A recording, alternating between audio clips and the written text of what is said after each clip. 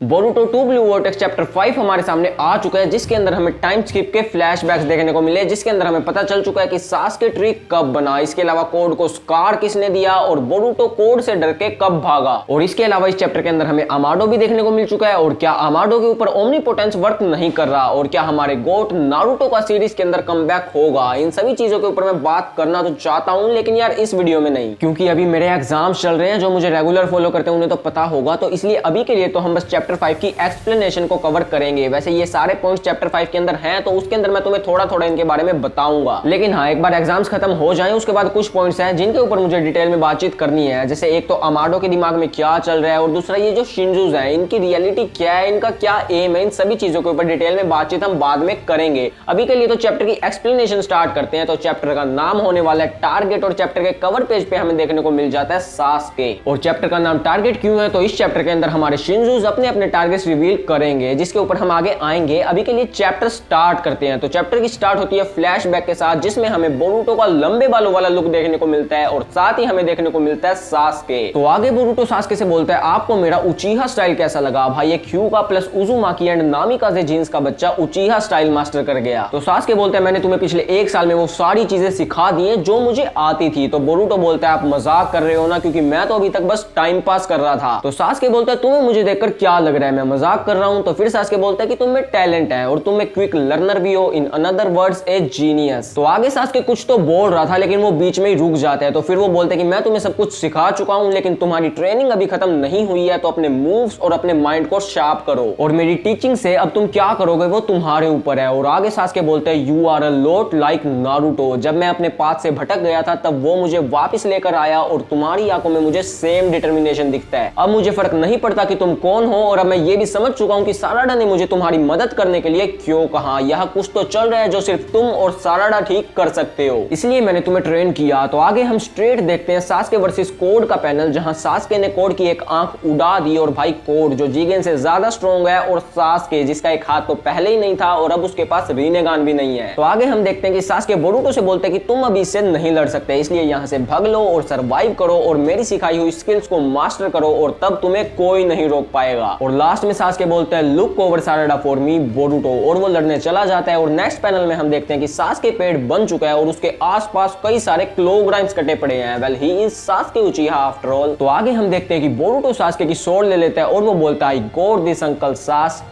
I mean master, and see this transition भाई। तो आगे हम देखते हैं कि कोनोहामारू कहीं तो जा रहा है, और हम देखते हैं कि मोइगी पेड़ बन चुकी है। भाई मैंने तो ये वाली चीज लास्ट वाले चैप्टर में ही प्रिडिक्ट कर दी थी कि ये वाली शिंजू मोइगी के चक्रा से बनी है। तो आगे टीम 10 और कोनोहामारू सोचते हैं कि मोइगी अभी मरी नहीं है, तो हम उसे बचाएंगे, एंड सी दिस ट्रांजिशन भाई। लेकिन यहाँ पर एक काफी इंटरेस्टिंग चीज होती है कि ये वाली शिंजू कोनोहामारू और टीम 10 की सैडनेस और रेज को फील कर पा रही है, बट बाकी नहीं। तो ये वाला शिंजू बोलता है कि हम मे बी बायोलॉजिकली एक यूनिट है, लेकिन वो इमोशंस पर्सनली तुम्हारे हैं मत्सुरी। इन शॉर्ट हमारी एग्जिस्टेंस अभी भी एक है, as a divine tree, as a Shinju, लेकिन हम एक ऐसी स्टेट एक्सपीरियंस कर रहे हैं जो आज से पहले कभी नहीं की गई, जिसमें हम सबकी अपनी इंडिविजुअल कॉन्शियसनेस है, यानी कि इन सब की अपनी इंडिपेंडेंट इच्छा है। तो आगे ये वाला शिंजू बोलता है कि हालांकि अभी हमारे गोल में मेजर चेंजेस नहीं आए हैं, कि हमें ओत्सुसुकी, बोरुटो और कावाकी को डिवोर करके फाइनल फॉर्म में इवॉल्व होना है, बट मैं एक चीज अभी डिक्लेयर कर देता हूं कि मैं सोच रहा हूं उजुमाकी नारुतो को खाने की। दैट मींस नारुतो का कमबैक भी मे भी हमें जल्दी देखने को मिले, क्योंकि ये शिंजू स्ट्रेट अपने टारगेट के लिए जाएंगे, ये तो पक्का है। तो आगे हमें आइडा का भी रिएक्शन दिखाते हैं, जो अपनी सैंड्रीगान की मदद से सारी चीजें देख रही थी, और ये सुन के वो हैरान थी। इवन बाकी शिंजूस भी हैरान थे, और ये बग जैसा दिखने वाला शिंजू तो बोलता है कि वो तो एक ओत्सुसुकी भी नहीं है। तो वो दूसरा शिंजू बोलता है, राइट, हालांकि हम अभी डिवाइन ट्री बन चुके हैं और हम अलग तरीके से इवॉल्व हो रहे हैं, तो इसलिए हो सकता है कि जो हमारे इंस्टिंक्ट है उनमें भी चेंजेस आ रहे हो। तो तुम भी अपने इंस्टिंक्ट्स को फॉलो करो, और तुम्हें भी अपने टारगेट्स मिल जाएंगे। तो अब जरा ध्यान से सुनना, यहाँ जो मोइगी के चक्रा से शिंजू बना है वो अपना टारगेट बनाती है कोनोहामारू को, और जो बग वाला शिंजू था वो अपना टारगेट बनाता है आइडा को। बट यहाँ एक काफी इंटरेस्टिंग चीज होती है कि बग वाला शिंजू आइडा की एबिलिटी को सेंस कर लेता है, मतलब उसकी सैंड्रीगान की एबिलिटी को, जो कि भाई काफी इंसेन है, क्योंकि वो तो इवन इस एबिलिटी की मदद से पास्ट में भी देख सकती है। But for some reason bug वाला शिंजू आइडा की प्रेजेंस को सेंस करके उसके मुंह पे ही जाके बोल देता है कि मेरी टारगेट होगी तू, मतलब उस टेंटेल्स वाली डायमेंशन से ही। और सेंस करने से मेरा मतलब है कि यहाँ आइडा के सामने क्वेश्चन मार्क लगा हुआ है, क्योंकि ऑब्वियसली शिंजू के पास तो दूसरे डायमेंशंस में देखने की एबिलिटी नहीं है, और इवन आइडा भी अपनी सैनरिगान की मदद से दूसरे डायमेंशंस में देख सकती है। ये वाला रिवील काफी खतरनाक हुआ है, जो कि काफी लोगों ने मिस कर दिया होगा। तो आगे सास्के वाला शिंजू बोलते हैं कि मेरा टारगेट है उचीहा साराडा। अब तुमने अगर एक चीज नोटिस करी हो तो जो सास्के का शिंजू है उसका टारगेट है साराडा, यानी कि असली सास्के की बेटी। जो मोएगी वाला शिंजू है उसका टारगेट है कोनोहामारू, यानी कि असली मोएगी का बेस्ट फ्रेंड। और जो बग वाला शिंजू है उसका टारगेट है आइडा, जिसकी लैब में काफी सालों तक असली बग ने काम किया है, मतलब जिस लैब में आइडा बंद थी।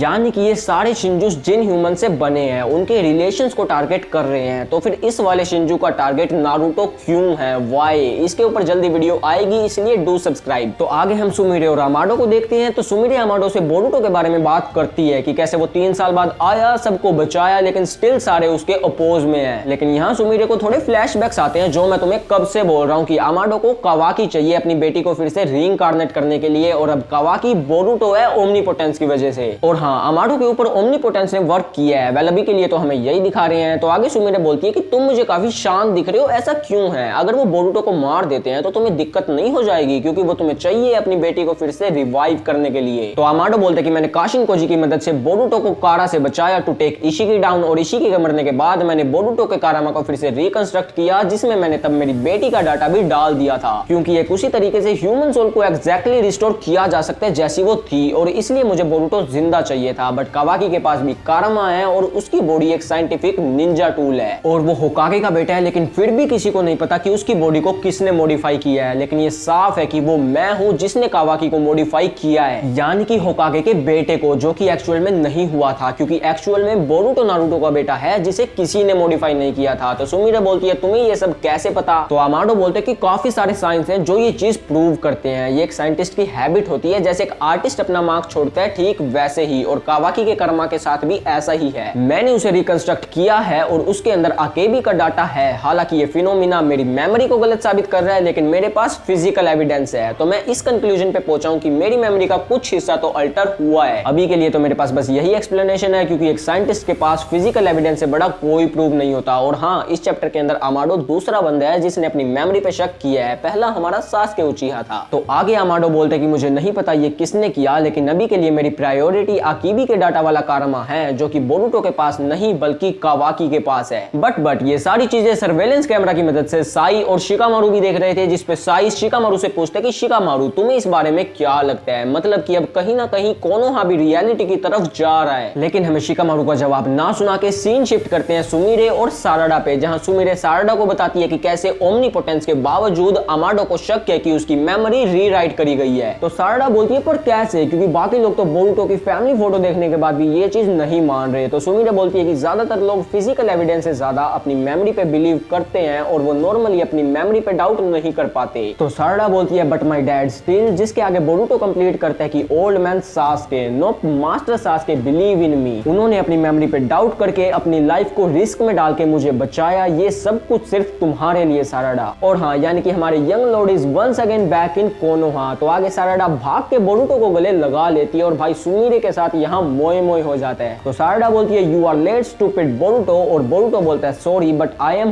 Home now. और इसी के साथ हमारा चैप्टर खत्म हो जाता है। भाई किशिमोटो सेंसेई हर महीने बॉम्ब छोड़ रहे हैं, और अब मैं अगले महीने के लिए काफी ज्यादा एक्साइटेड हूँ। लेकिन हाँ, वो शिंजूस वाली वीडियो जल्दी आएगी, इसलिए डू सब्सक्राइब और लाइक और कमेंट भी कर दो। तो मिलते हैं अगली वीडियो में, सायोनारा।